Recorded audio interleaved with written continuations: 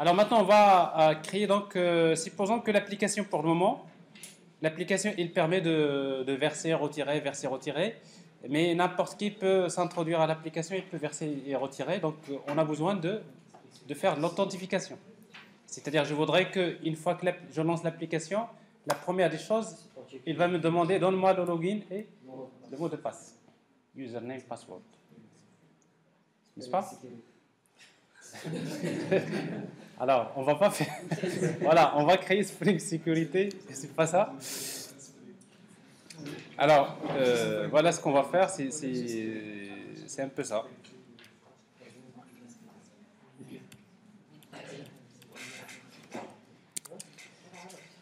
Alors, on va créer un autre aspect.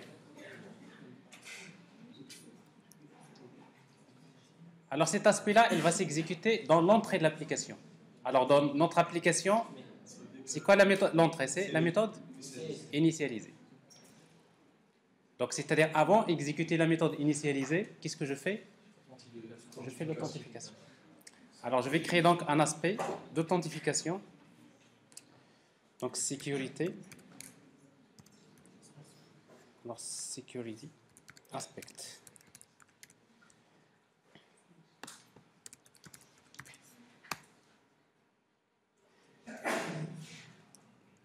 C'est un aspect.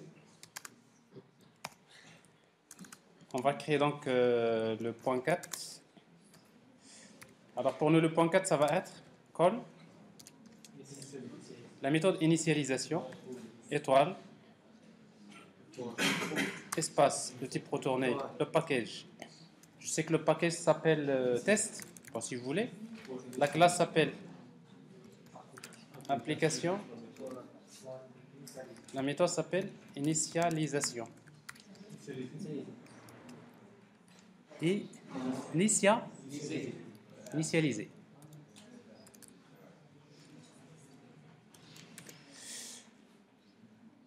Alors si vous voulez, donc vous pouvez le remplacer par des étoiles, si vous voulez, comme ça. Il y a une parenthèse. Alors, il n'y a pas de ça, mais on va utiliser la méthode public void. Donc ça, sécurité.4. SecPC. Alors cette fois-ci, la même chose. Est-ce qu'on va utiliser before ou after? Round. Ça, c'est important. Parce que si vous utilisez before, quelle que soit la situation, la méthode elle est appelée, la méthode initialisée. Avant d'appeler la méthode, mais la méthode il sera appelée. Mais dans la sécurité, la méthode initialisée, je ne vais l'autoriser que si une condition est. Donc ici, c'est pas before, c'est pas after, il faut utiliser around. Donc quand vous avez la différence, c'est que around c'est un cas général. C'est-à-dire que je fais un test avant, je fais un traitement avant, et c'est à moi de décider est-ce que je vais appeler la méthode ou pas. Si je l'appelle, je récupère le résultat. C'est à moi de décider est-ce que je vais retourner le même résultat, ou bien même le résultat, je le modifie. Donc ça veut dire que dans le cas de round, vous êtes dans le cas le plus général. Alors ici, donc, on va utiliser donc créer donc le code advice sécurité. Et on va utiliser la notation round. Round sécurité.4. Patch. Alors, il faut toujours. En fait, l'éditeur, il vous facilite le travail pour. Vous êtes sûr déjà que votre syntaxe elle est bonne parce que si vous êtes trompé quelque part ici, hein, il vous dit qu'il n'a pas trouvé donc de joint point quelque part. Alors, qu'est-ce qu'on va faire? Alors maintenant, notre si vous voulez, sécurité aspect, on va définir un login et un mot de passe. On va supposer qu'ici, donc, tout est défini dans l'aspect. Sinon, il va lire un fichier de texte dans lequel il va lire le login, le mot de passe. Bon, on va faire quelque chose de plus simple en tout cas. String, password.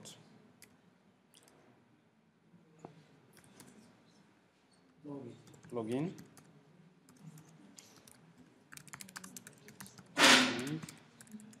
Password. Alors, on suppose que le login égale root et le mot de passe égale 1, 2, 3.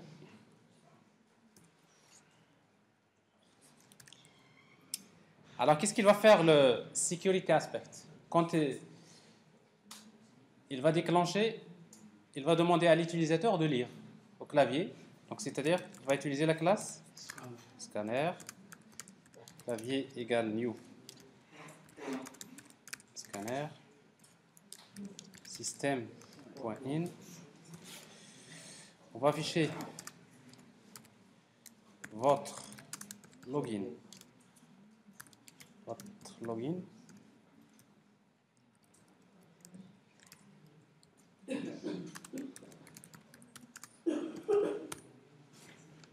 Alors, string login égale à quoi? Égale, c'est clavier. .next tout court, c'est un string. Alors, je fais la même chose pour lire le mot de passe.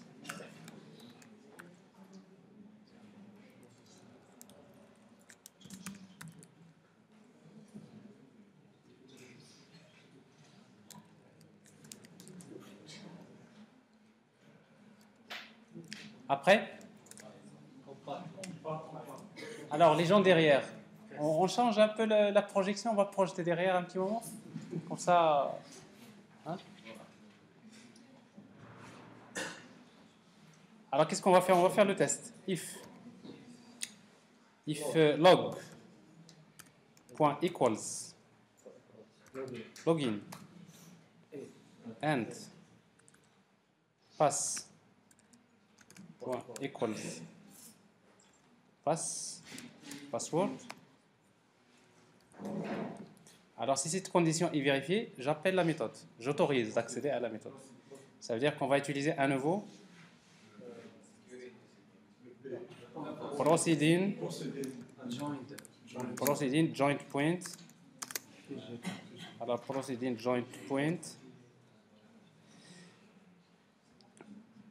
On va utiliser proceeding joint point.proceed. Alors, la méthode proceed, il faut toujours s'attendre à... Il faut faire un try catch.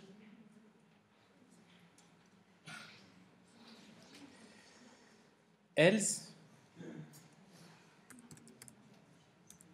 on va générer une exception. Throw new runtime exception. On n'est pas autorisé. Donc, si vous voulez faire access, c'est denied. Vous n'avez pas le droit d'accéder. Alors, donc, vous avez appliqué donc, cet aspect-là. Si vous regardez l'application, on voit bien que sur, vous voyez, l'appel de la méthode initialisée, il y a autour de cette méthode, il y a l'aspect. J'exécute l'application. Dans Java application. Moi, c'est cette application que j'exécute. Mais quand j'exécute l'application, hop, notre aspect, il nous demande le mot de passe. Qu'est-ce que vous avez? Access denied. Donc, l'application, j'ai vraiment pu créer un intercepteur qui permet de sécuriser l'accès à l'application. Donc, vous voyez bien, je n'ai pas modifié le code source de l'application, mais par contre,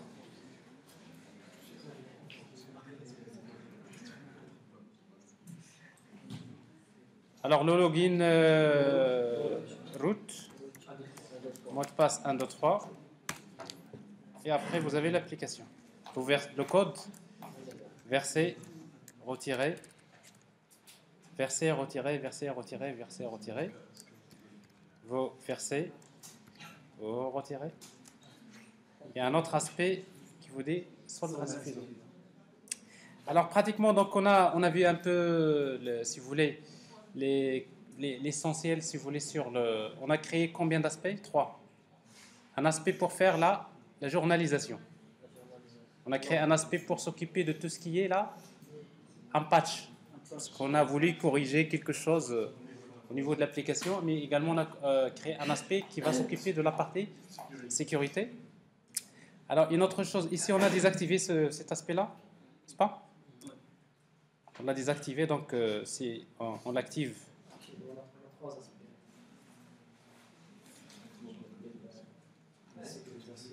Alors, en principe, si on l'active, on va avoir... alors, l'utilisateur root 1, 2, 3. Alors, le code, une fois que j'exécute la méthode, hop, il journalise. Donc, l'autre qui fait la journalisation, il vous dit, voilà la durée d'exécution de la méthode. Je fais le versement. Je journalise. Je fais le retrait. Je journalise. Ainsi de suite. Donc, j'ai les trois aspects. Alors, vous voulez, ce que je n'ai pas, ce que j'ai oublié par la suite donc de faire, c'est pas par la suite, tout à l'heure. Ce que j'ai oublié tout à l'heure de faire, c'est que, supposons vous voulez,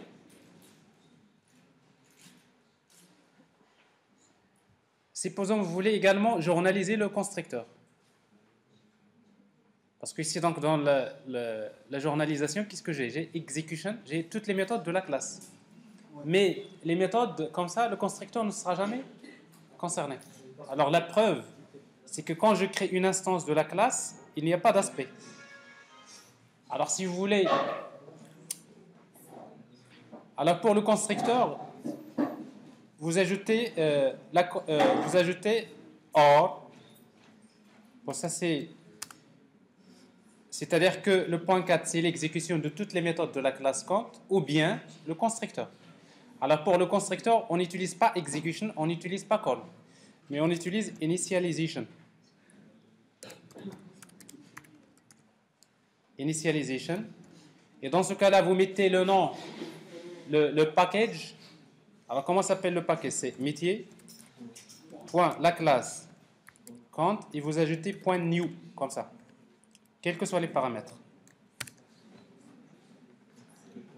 Alors ça, c'est quoi ça? C'est un point 4. Si vous voulez créer un point 4 sur un constructeur, on utilise donc initialization, la classe .new. Alors ça veut dire qu'il s'agit au moment de l'appel du constructeur.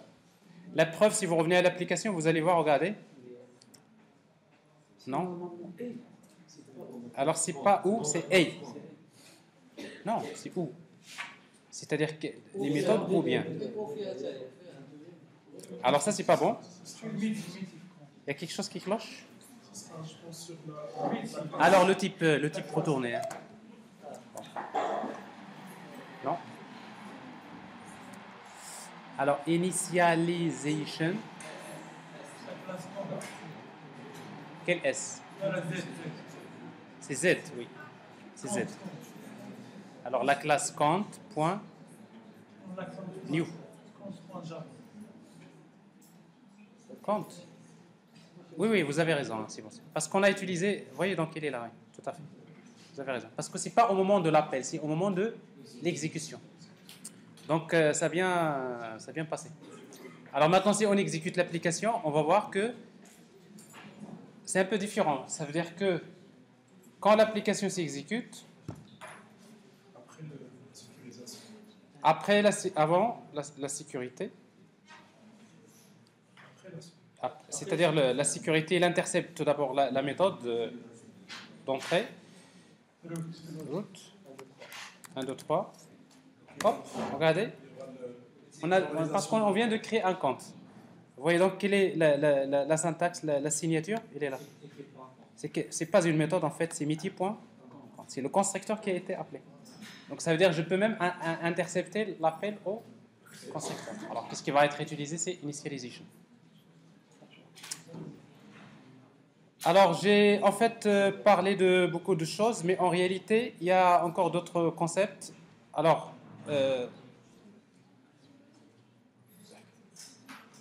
quand on crée un point 4, c'est-à-dire un point de coupure, on a déjà utilisé donc le AND, le OR, donc on peut utiliser le NOT, donc des conditions, mais également on peut utiliser IF. Regardez un exemple ici. Point 4 test, if disjoint.point.getArgs.length égale à 1. And execution, étoile, point, étoile, point, étoile, machin. Ça veut dire quoi ça? Ça veut dire que toutes les méthodes, mais il y a une condition. C'est que la méthode disjointPoint.getArgs.length égale 1, c'est-à-dire le nombre d'arguments égale à 1. Donc je peux encore filtrer en fonction des cas. Alors, le within code, donc c'est pour spécifier, c'est-à-dire vous voulez au moment de l'appel d'une méthode, à partir d'une autre méthode. Donc c'est encore plus précis, parce que tout à l'heure on a utilisé call.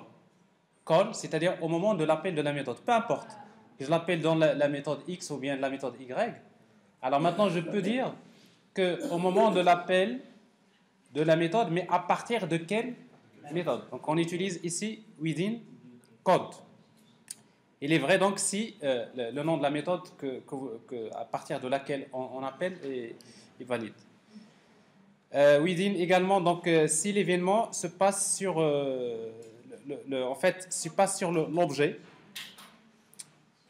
Alors d'un code embarqué par une classe définie dans le type d'expression.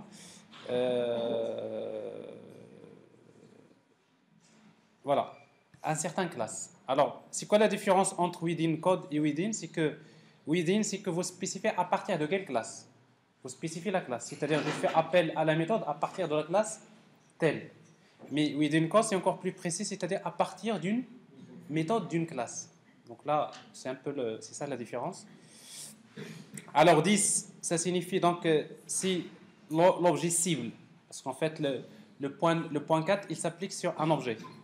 Et après, donc, vous pouvez dire, par exemple, if, par exemple, 10, entre parenthèses, count. Ça veut dire que si le point de coupure concerne la classe count, je fais ça. Et ainsi de suite. Donc, je ne vais pas trop rentrer dans ces éléments. Il y a plein de choses. Code advice, donc, on a vu ça. En fait, ça, on l'a utilisé, n'est-ce pas? DisjointPoint. Alors, en fait, le disjointPoint, il contient des méthodes. GetArgs, je peux récupérer les arguments. GetKind, ça peut retourner le type de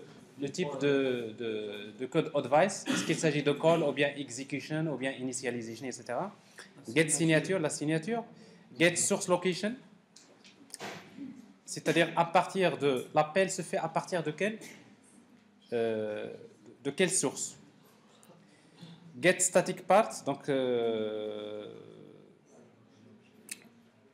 alors vous savez que dans une classe, parfois, il y a le bloc statique. Dans une classe, je peux définir des méthodes, mais également, je peux définir le bloc statique. Je peux définir aussi des méthodes statiques.